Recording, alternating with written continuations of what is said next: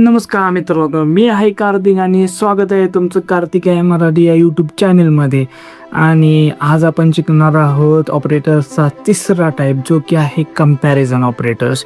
आणि खूपच सोपा आहे. आपण याआधी प्रिव्हियस व्हिडिओजमध्ये ऑपरेटर्स म्हणजे काय बघितलं, ॲरिथमॅटिक ऑपरेटर्स बघितले, असाइनमेंट ऑपरेटर्स बघितले, आणि आजचा व्हिडिओ पूर्णपणे असणार आहे कंपॅरिझन ऑपरेटर्सवरती.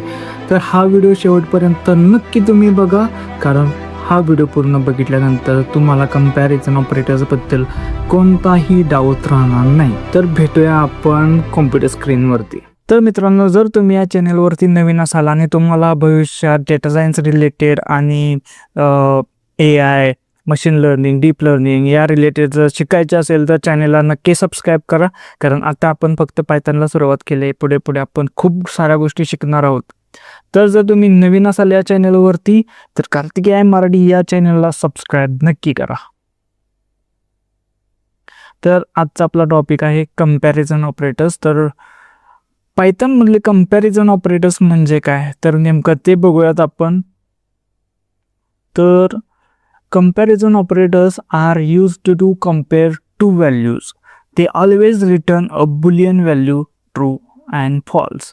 याचा अर्थ असा काय होतो की तुम्हाला नावातच समजून जाईल की कंपॅरिझन म्हणजे आपण कंपेअर करणार, दोन व्हॅल्यूजना एकमेकांसोबत कंपेअर करणार, त्यांनाच आपण कंपॅरिझन ऑपरेटर्स असं म्हणतो. बाकी यात काहीच नाही, फक्त आपल्याला दोन व्हॅल्यूजना कंपेअर करायचं आहे वेगवेगळ्या पद्धतीने, की त्या दोन व्हॅल्यू सेम आहेत का, त्या दोन व्हॅल्यू डिफरंट आहेत का, कोणती व्हॅल्यू मोठी आहे, कोणती व्हॅल्यू छोटी आहे.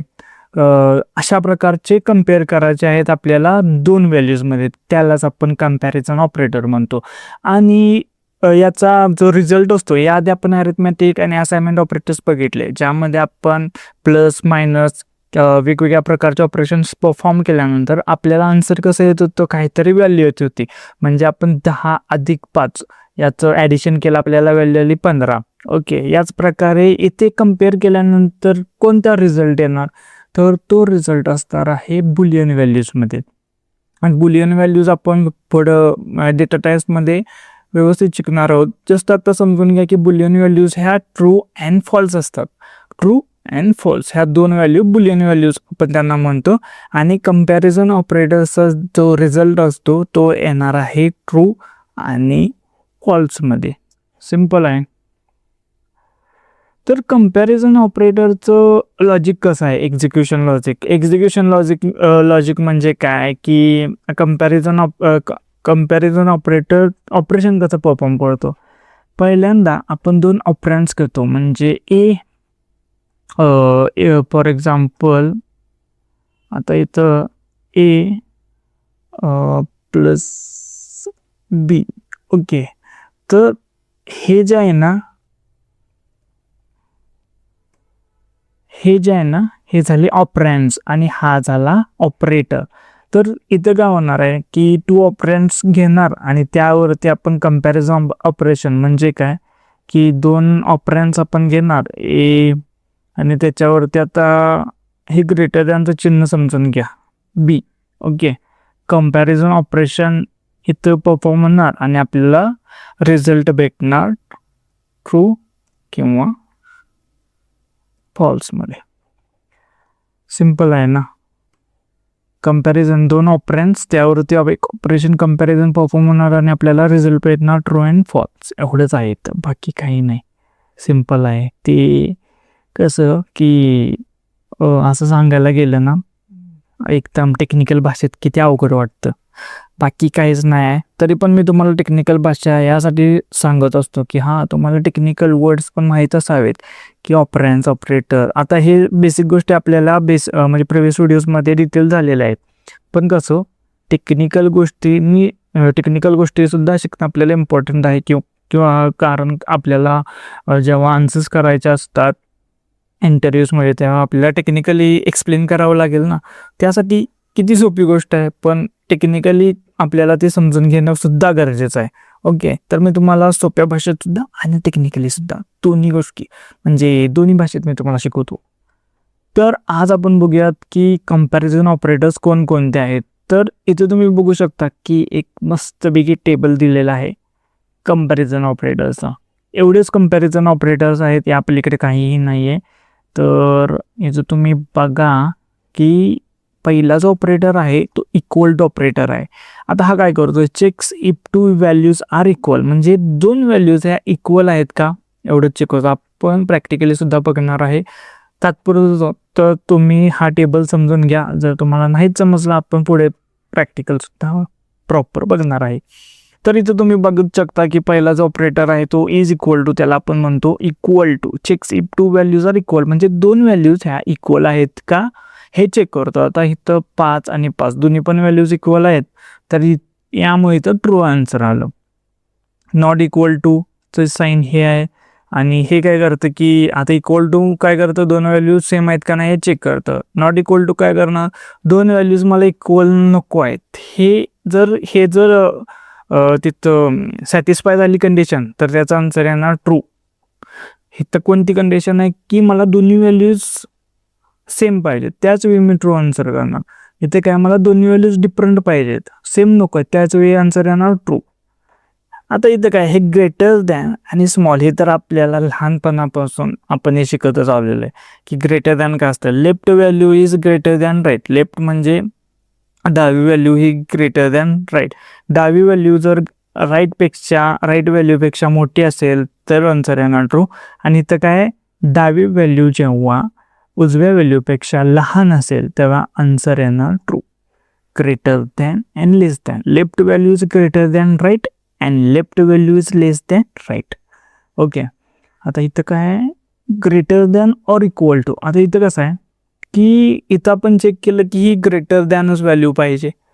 इथं कोणती कंडिशन अप्लाय होते की ही ग्रेटर दॅन असेल किंवा ह्या व्हॅल्यू बरोबर सुद्धा असेल, म्हणजे इक्वल असेल, त्यावेळी ही कंडिशन ट्रू होते. म्हणजे समजा इथं 5 आणि 5 ही सेम आहे, त्यामुळे इथं ट्रू दिले. 5 पेक्षा इथं 6 जर असतं तर 5 पेक्षा 6 मोठी तरी सुद्धा ट्रू आलं असतं. म्हणजे डावीकडची व्हॅल्यू जर उजव्याकडच्या व्हॅल्यूच्या बरोबर किंवा त्यापेक्षा मोठी असेल तरच ती होते greater than or equal to, त्याच वेळी आपल्याला आन्सर येतं ट्रू. ओके. आणि less than or equal to मध्ये काय की आता आपण इथं ग्रेटर दॅन बघितलं, त्याच प्रकारे लेस दॅन. इथं डावी व्हॅल्यू जेव्हा लहान असेल उजव्या व्हॅल्यूपेक्षा किंवा त्याच्या बरोबर असेल त्याच वेळी आन्सर येणार ट्रू. सिम्पल आहे ना, किती इझी आहे बघा. कितक्यात का आपले कंपॅरिझन ऑपरेटर झाले. जर असं बघायला गेलं तर खूप मोठा चॅप्टर नाही हा, खूपच इझी आहे. थोड्याच वेळात आपला हा म्हणजे टॉपिक कव्हर होतो. तर आता इथं आपण बघूया, तिथं मी काय दिलेलं आहे. इथं सुद्धा तेच दिलेलं आहे जे मी टेबलमध्ये दिलेलं आहे. इक्वल टू साईन त्याचं म्हणजे एक शॉर्ट फॉर्ममध्ये दिलेला आहे मी हा टेबल की इक्वल टू, त्याचं आन्सर येणार ट्रू. इथं एक्झाम्पल आहे यूज केलेलं, इथं पण आहे त्याचं आन्सर दिलं, इथं पण आहे त्याचं आन्सर दिलंय. इथं आहे ऑपरेटर आणि इथं त्याचा यूज केलेला आहे आणि त्याचं इथं आन्सर दिलेलं आहे. असं सगळ्या ऑपरेटरचं इथं मी दिलेलं आहे. याचा तुम्ही एस काढून घेऊ शकता किंवा याचा सुद्धा तुम्ही एस काढून घेऊ शकता. ओके. कसं मित्रांनो, मी तुम्हाला ह्या नोट्स प्रोव्हाइड करत नाही सध्या, कारण ह्या नोट्स म्हणजे आजच्या जगात हजारो लाखो नोट्स आहेत इंटरनेटवरती. तुम्ही ChatGPT वरती गेला आणि तिथं जर तुम्ही टाईप केला की मला कंपॅरिझन ऑपरेटर्सचे डेफिनेशन एकदम सिंपल भाषेत सांग, ते तुम्हाला सिंपल भाषेत 10 डेफिनेशन देईल. तिथं सांगितलं मला टेक्निकल भाषेत सांग, 10 टेक्निकल भाषेमध्ये ते तुम्हाला डेफिनेशन देईल. एकदम सिंपलमध्ये सिंपल सांग तरी पण देईल. एकदम अवघडमध्ये अवघड डेफिनेशन कर ती पण देईल. त्यामुळे माझं तुम्हाला काय म्हणतात ते नोट्स देण्यात काही अर्थच नाही. आणि ते नुसत्या नोट्स गोळा करून तरी कशाला फोल्डर भरा, म्हणजे स्टोरेज भरा. त्यासाठी तुम्ही स्वतः नोट्स तयार करा, त्यामुळं तुम्हाला गोष्टी चांगल्या लक्षात राहतील. आणि आजचं जग इंटरनेटचं, त्यामुळे जास्त नोटबुकचा यूज करू नका. तुमच्या मोबाईलचा आणि काय म्हणतो लॅपटॉप कॉम्प्युटर याचाच यूज करा नोट्ससाठी. मी नोशन एक कसं आहे की नोशन एक ॲप आहे, ज्यामध्ये मी प्रोडक्टिव्हिटी ॲप आहे, ज्यामध्ये मी सगळ्या माझ्या नोट्स सेव्ह करतो किंवा कसं त्याचा यूज करायचा प्रोडक्टिव्हिटीसाठी याबद्दल सुद्धा मी एक व्हिडिओ डेडिकेट तयार करेन. ओके. तर आता आपण त्याचे एक्झाम्पल्स बघूया. कंपॅरिझन ऑपरेटर्सचे एक्झाम्पल्स. आत्ता आपली वेळ आली आहे बेस कोडवरती जाण्याची. तर पहिलं एक्झाम्पल काय आहे एकदा बघूयात की इक्वल टूच आहे. ए इज इक्वल टू 10 आणि बी इज इक्वल टू 10 दिलेला आहे. प्रिंट बघायचं आहे की ती बरोबर येते का नाही.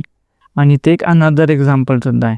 ओके, तर व्ही एस कोडवरती आपण पायथनच्या रिलेटेड एक फोल्डर क्रिएट केलेला आहे ज्यामध्ये आपण पायथनचे सगळे प्रोग्राम सेव्ह करत जाणार आहे. त्याचमध्ये मी कंपॅरिझन ऑपरेटर्सची एक फाईल क्रिएट केलेली आहे. ओके, तर यामध्ये आपलं हे काय होतं example A is equal to 10 आणि बी इज इक्वल टू पण सुद्धा 10 होता. आता मी तर डिरेक्टली प्रिंट करू शकतो आन्सर किंवा मी एका वेगळ्या व्हेरिएबलमध्ये सुद्धा स्टोअर करू शकतो आणि तो व्हेरिएबल नंतर मी प्रिंट करू शकतो. मग आता पण इथे एका व्हेरिएबलमध्ये सेव्ह करूया. C is equal to A is double equal to B आणि आता प्रिंट सी. आन्सर काय येईल?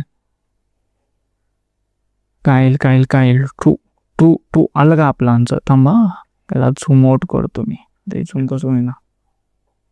ओके, आन्सर आलं ट्रू. कसं काय? कारण ए मध्ये व्हॅल्यू स्टोअर 10, बी मध्ये 10 आणि सी मध्ये ह्या व्हेरिएबलमध्ये आपण यावरती कंपॅरिझन ऑपरेशन परफॉर्म केलं की ए ही बी ह्या दोन व्हॅल्यू सेम आहेत का चेक कर ह्या ऑपरेटरनुसार. एवढंच इथे चेक केलं. तर इथं जर तुम्हाला इज इक्वल टू न हे होत असेल डिफिकल्ट, तर इथं तुम्ही असं सुद्धा डिरेक्टली प्रिंट करू शकता. एक काढून टाकू. ओके,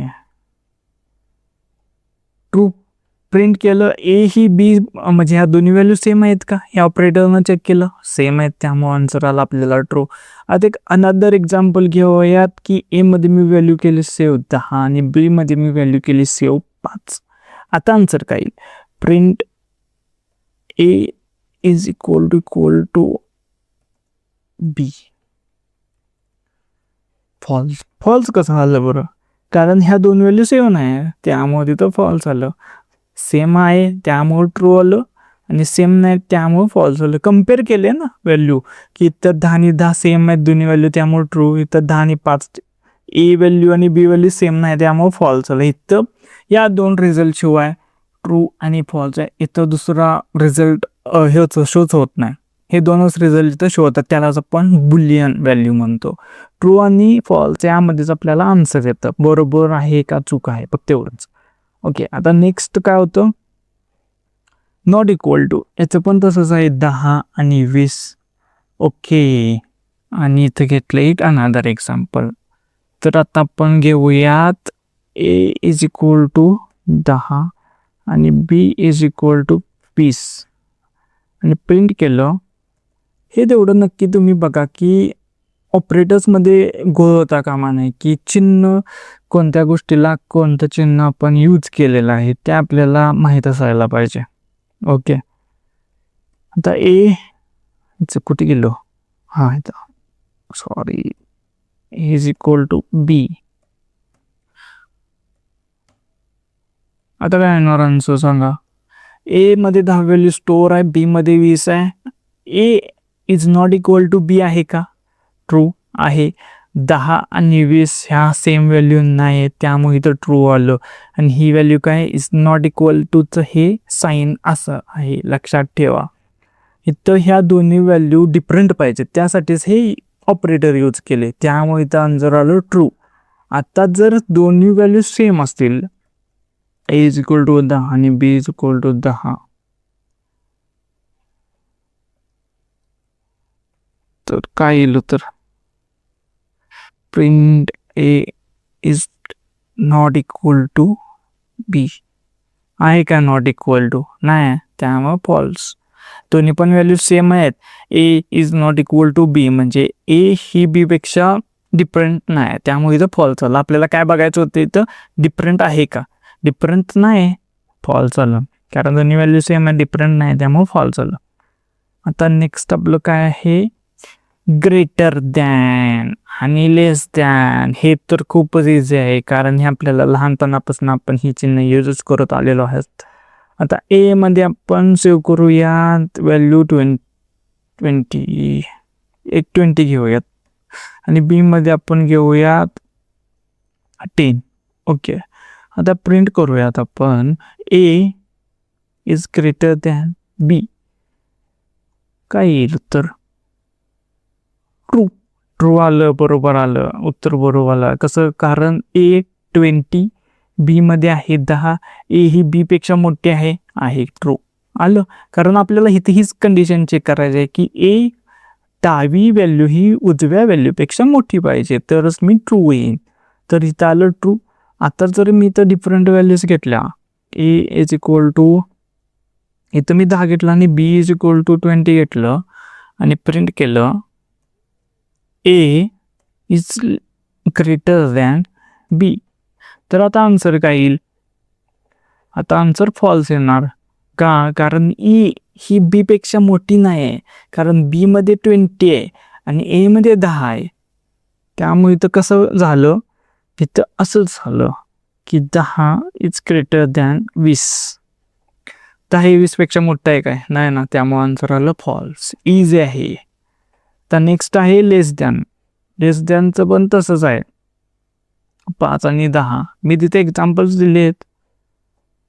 आता इथे ए इज इक्वल टू 5 आणि बी इज इक्वल टू 10 घेतलं आणि प्रिंट केलं मी इथं ए लेस दॅन बी.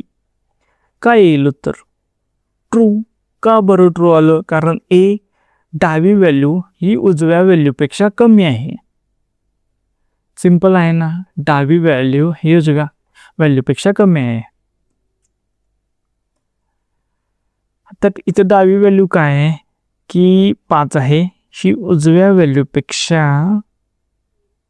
कमी आहे, त्यामुळे आन्सर आलं ट्रू 5. ओके, आणि इथं 10 बी मध्ये 10 म्हणजे ए हे बी पेक्षा लहान आहे, त्यामुळे आन्सर आलं इथं किती? आन्सर आला आपल्याला किती म्हणतो काय? आन्सर आला आपल्याला ट्रू आलं, बुलियन व्हॅल्यूज आली. ओके, आता इथं जर मी हे केलं ए इज इक्वल टू 5 आणि नाही इथं मी 10 घेतलं, ते काय आलं? ए इज इक्वल टू 10 आणि बी इज इक्वल टू 5 आणि मी इथं प्रिंट केलं. काय प्रिंट केलं? ए लहान आहे का बी पेक्षा?